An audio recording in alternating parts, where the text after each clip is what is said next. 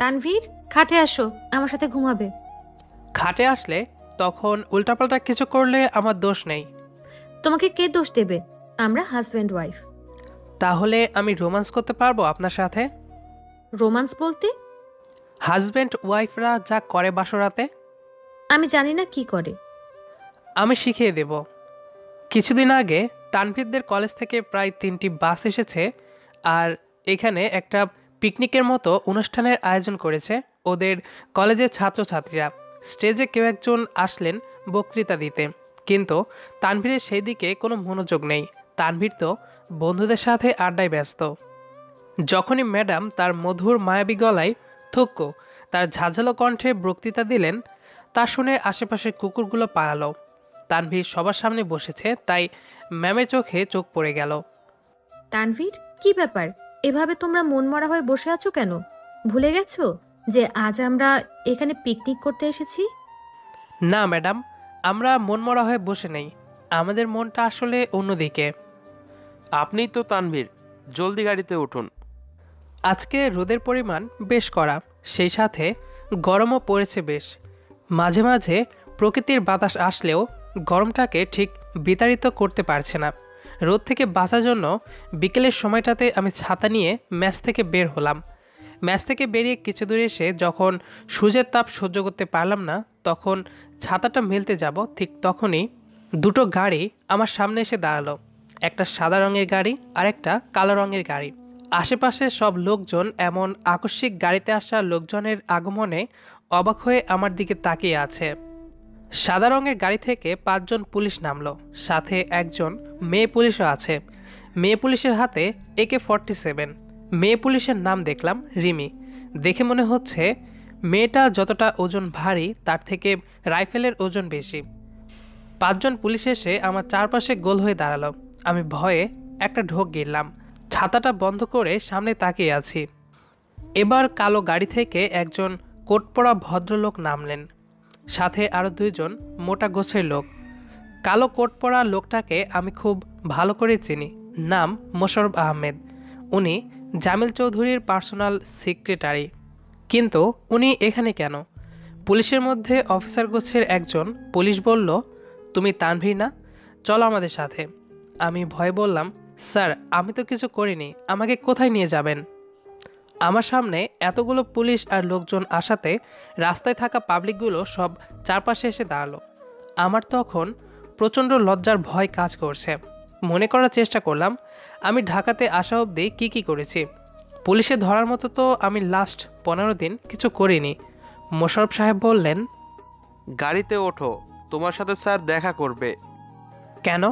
আমি তো কিছু করিনি। তুমি যেতে চাইবে না জানতাম, তাই সাথে পুলিশ এনেছি।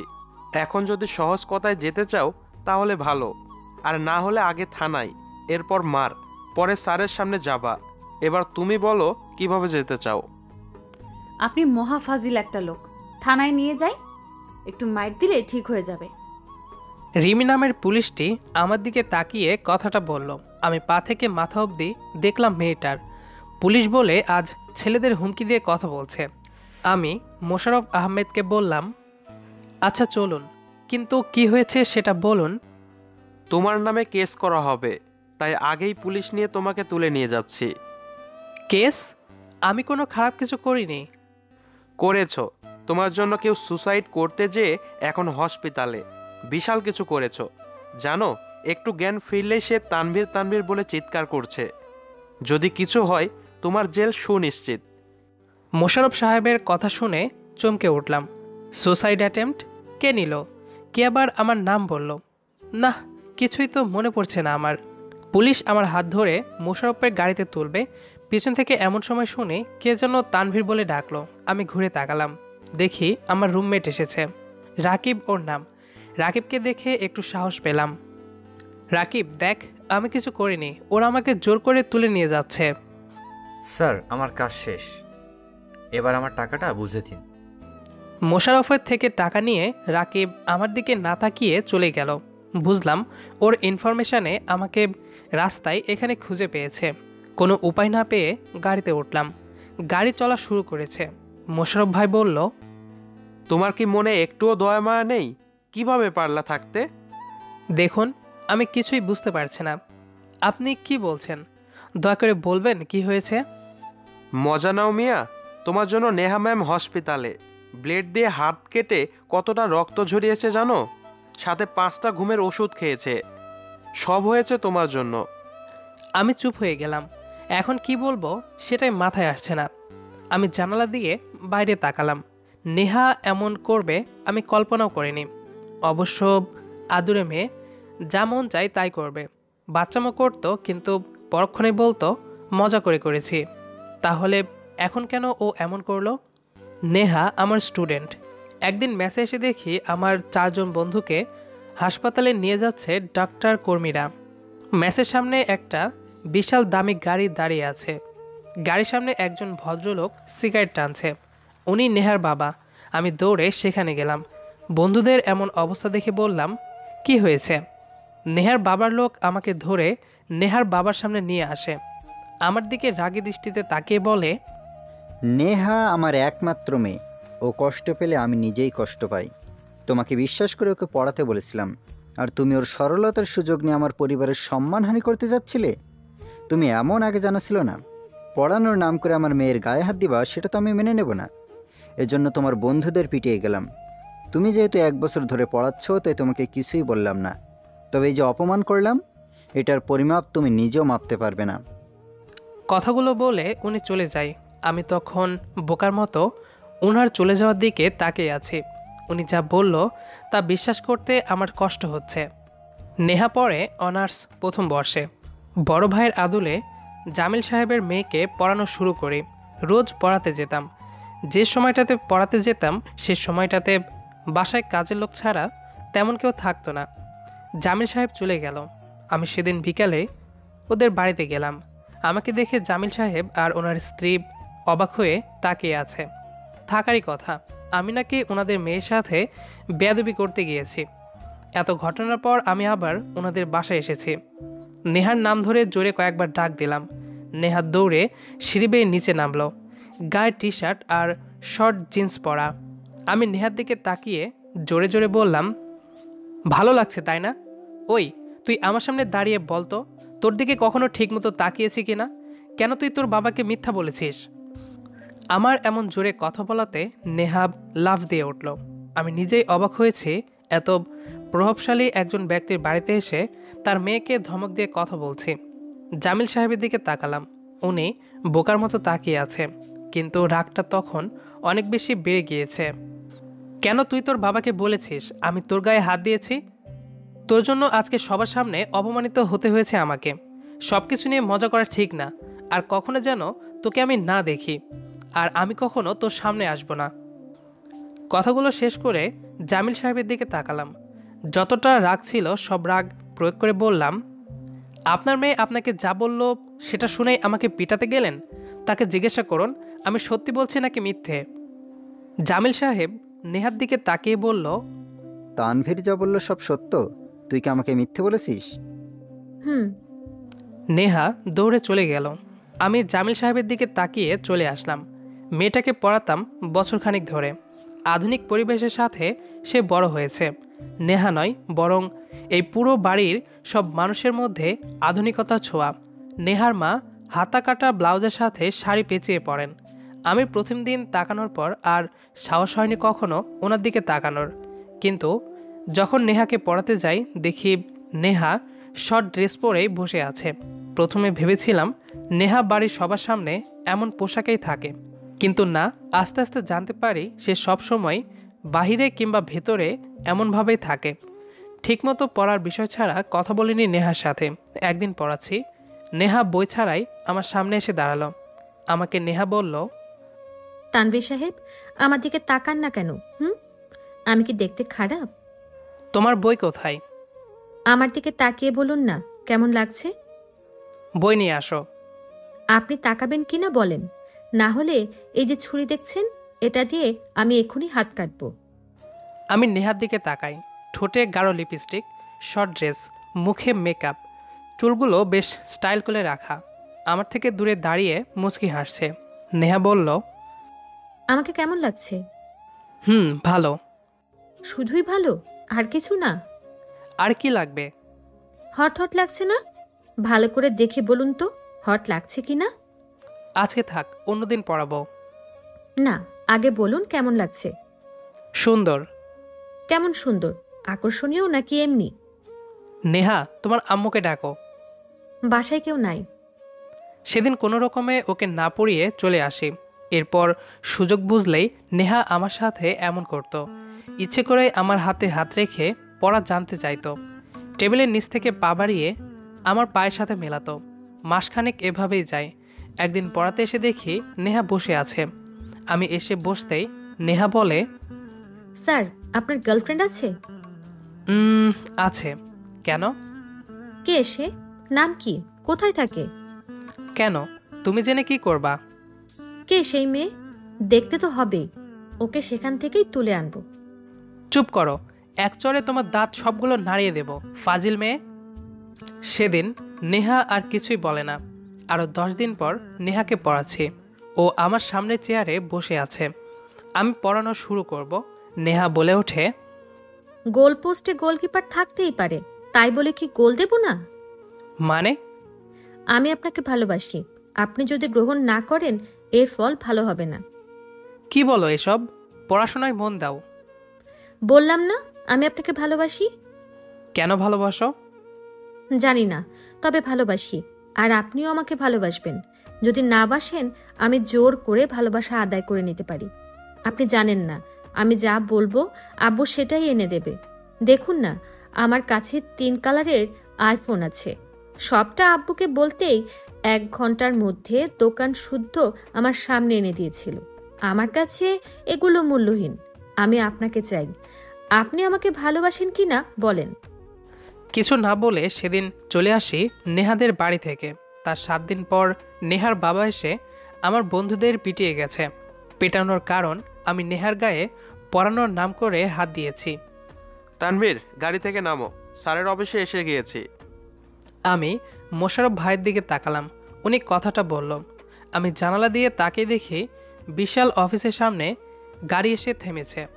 ড্রাইভার এসে গাড়ির দরজা খুলে দিল। আমি এসব দেখে অবাক হলাম। গাড়ি থেকে নেমে দাঁড়াতেই পুলিশগুলো আমাকে আবার ঘিরে ধরল। যেন মনে হচ্ছে আমি পালিয়ে যাব। মোশাররফ ভাই এসে বলল, চলো তোমাকে স্যারের কেবিনে নিয়ে যাই। সেদিনের ঘটনার পর আমি ম্যাচ, নাম্বার, ঠিকানা সব পাল্টে নতুন জায়গায় যেয়ে থাকতাম। মোশাররফ ভাইয়ের সাথে লিফট করে 4 তলাতে আসলাম। পুরো বিল্ডিংটাই নেহার নামে। বলা যায় জামিল সাহেবের সব কিছু নেহার নামেই। মোশাররফ সাহেব দরজা খুলে জামিল সাহেবকে বললেন, স্যার, এই যে তানভীর। জামিল সাহেব ইশারা করে আমাকে ডাকলেন আর বাকিদের যেতে বললেন। আমার কাঁধে কম দামি ব্যাগ, অল্প দামের ফুটপাত থেকে কেনা শার্ট ঘেমে কেমন বিশ্রী গন্ধ ছড়াচ্ছে। আমি ভেতরে প্রবেশ করলাম। AC room. এসির বাতাস গায়ে লাগতেই কেমন যেন এক শীতল স্রোত বয়ে গেল পুরো শরীরে। আমি ওনার সামনে যেয়ে দাঁড়ালাম। আমাকে বসতে বলে বলল, কি খাবে, কফি নাকি চা? কিছুই। 1 কাপ দুধ, কফি আর ঠান্ডা যা আছে পাঠিয়ে দিন। ফোনে উনি বলল কাকে যেন। 2 মিনিটের মধ্যেই সব হাজির। আমি কফিতে চুমুক দিয়ে জামিল সাহেবের দিকে তাকালাম। মুখটা শুকনো ওনার। আমার দিকে তাকিয়ে বলল, তোমার আব্বু আম্মু কোথায়? গ্রামে। কি করেন তোমার আব্বু? কৃষক। ও বুঝলাম, তাড়াতাড়ি খাবার শেষ করো। আমি কফি শেষ করে ঠান্ডা কোমল পানীয় খেয়ে নিলাম। এত খাতির কেন বুঝতে পারছি না। আমি তো ওনার মেয়ের সাথে আর যোগাযোগ করিনি, বা যোগাযোগও করতে দেইনি। আমি তো ওনাদের থেকে চলে গিয়েছিলাম। এখন তো কিছু করিনি আমি। তাহলে কেন এমন হচ্ছে? চলো হাসপাতালে। কেন?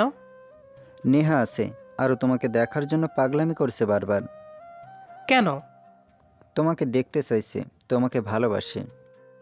কেন? উনি রাগী দৃষ্টিতে তাকালো। আমি আর কিছু বললাম না। উনি আগে হাঁটছে, আমি পেছনে। আর আমাদের পেছনে পুলিশসহ আরও বডিগার্ড লোকজন। ওনার এসিওয়ালা গাড়িতে যেয়ে উঠলাম। বড় গাড়িতে আমরা দুজনই। উনি নিজেই ড্রাইভ করছে। আমাকে প্রশ্ন করলো, সেদিন নেহা আমাকে মিথ্যে বলেছিল, আসলে সে তোমাকে ভালোবাসে। আমি ভালোবাসি না।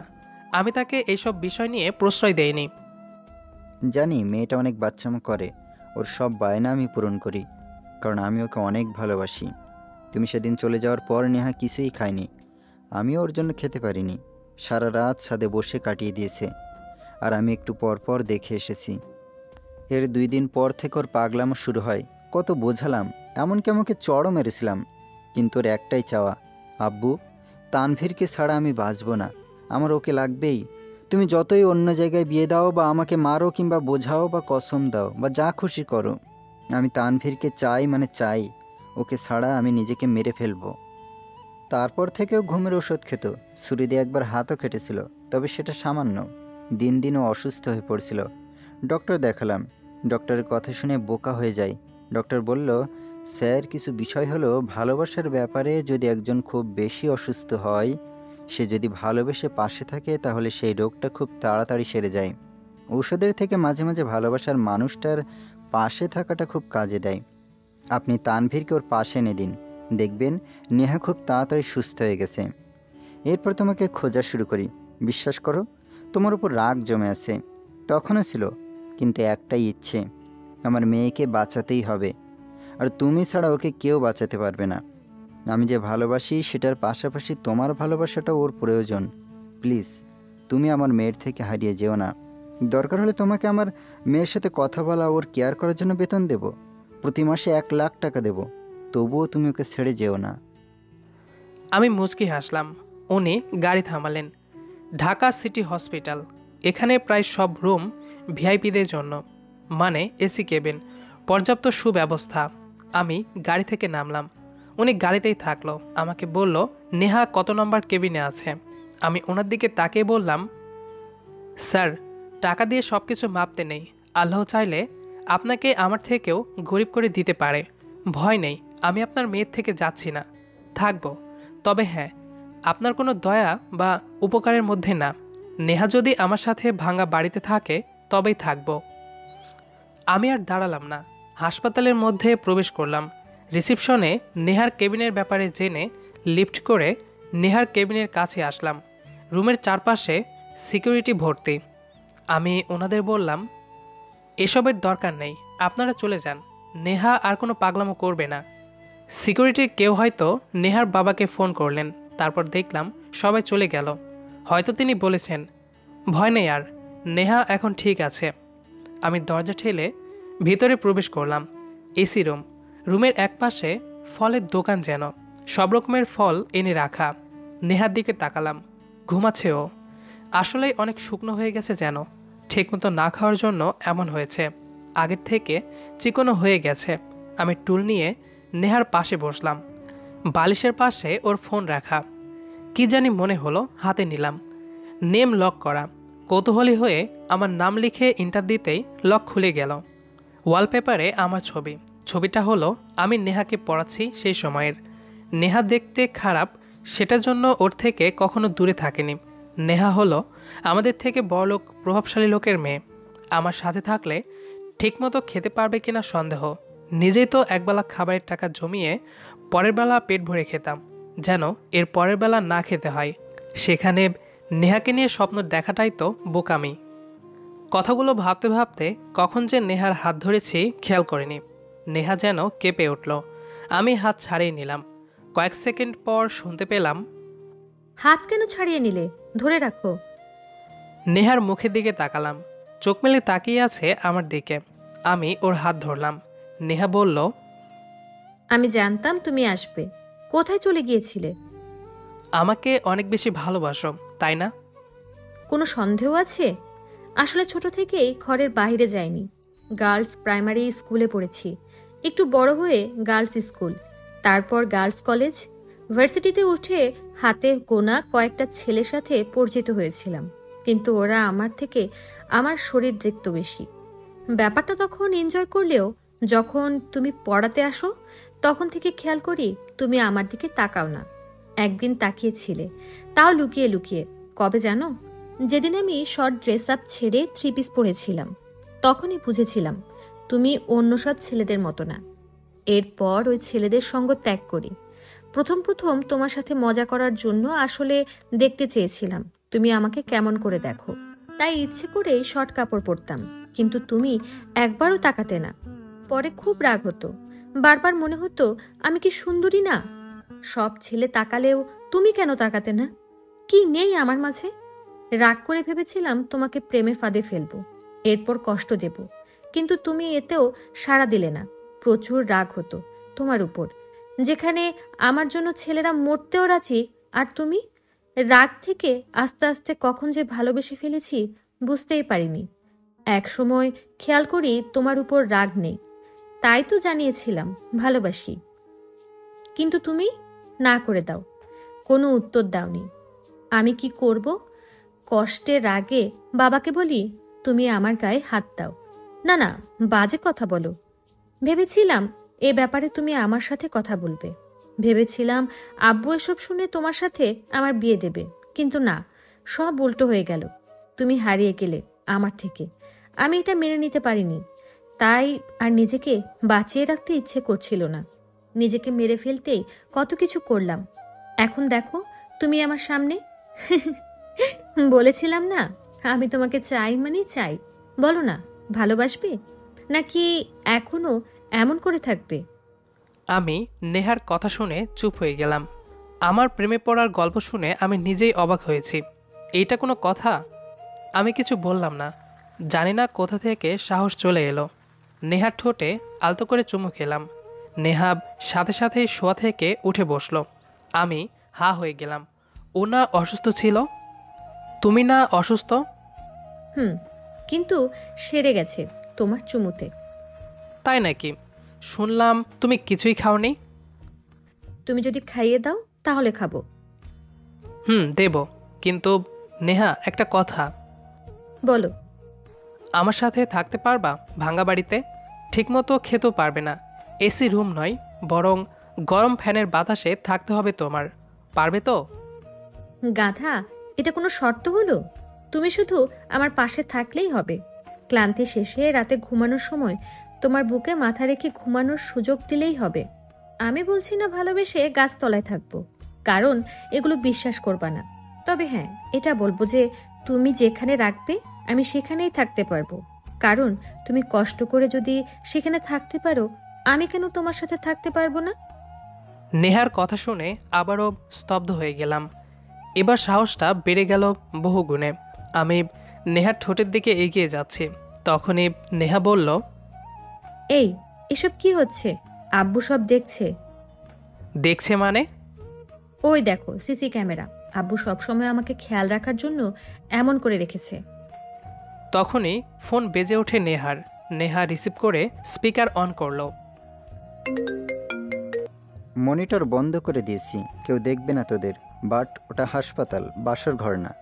গাধাটাকে বলিস ওর গ্রামে যাচ্ছি, ওর মা বাবার কাছে তোর জন্য কে চাইতে। তুই যেমন তানভীরকে ভালোবাসিস, আমিও তেমনই আমার মেয়েকে ভালোবাসি। আমার মেয়ে ওর জন্য কষ্ট পাবে, আর আমি আমার মেয়ের জন্য পাবো। তাই আমার মেয়ের সুখের জন্য সব করতে পারবো। নেহা হাসতে হাসতে বলল, সব বাবা যদি তোমার মতো হতো, সব মেয়ে যদি তার বফকে পাওয়ার জন্য সুইসাইড করার হুমকি দিত, তাহলে ঠিক কি করতো সব বাবা? ফোন কেটে দিল। নেহা আমাকে জড়িয়ে ধরল। আমি আর বাদ থাকি কেন, নেহাকে জড়িয়ে নিলাম। গল্পটি কেমন লেগেছে সেটি অবশ্যই কমেন্ট করে জানাবেন। দেখা হবে আবারও নতুন কোনো গল্প নিয়ে। সে পর্যন্ত আমাদের সাথেই থাকুন। ধন্যবাদ সবাইকে।